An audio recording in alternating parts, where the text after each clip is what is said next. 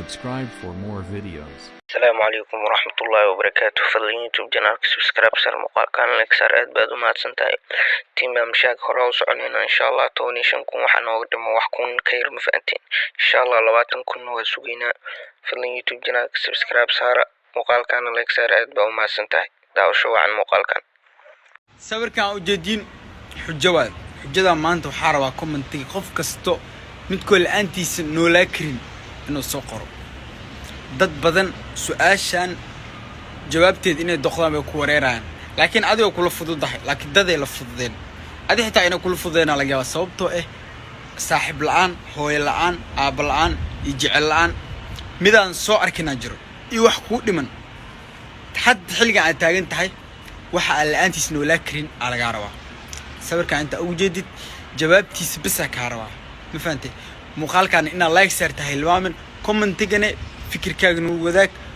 waxa kale oo ka codsanaa qof is leedahay saaxiibaad tihiin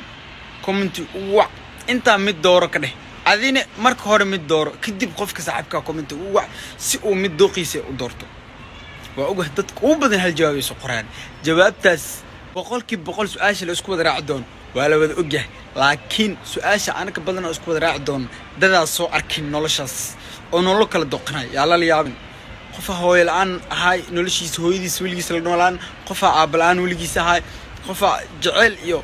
saaxiib iska badaabo ma fahant dadna waxa wali waxaas niyadooda ma soo galin dadna way galiyeen laakiin wali noloshaas ma dhadhamin laakiin waxaan iga codsanaa qof kasto nolosha oo soo qoro waxa la yaabaa qofkii aab la'aan ma noolaakir soo qoro waxa la yaabaa inuu hooyo nolosheeda soo arkin marka waxa commentiga dad badan way isku jafi doonaan laakiin waxa ku jeeya nolosha aad soo aragtay qofka kale ma soo arkin ma fahamta muuqaalkan ina like saarto isku day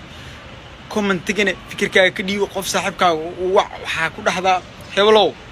intaan keelaantiis noo la karin jimca wanaagsan.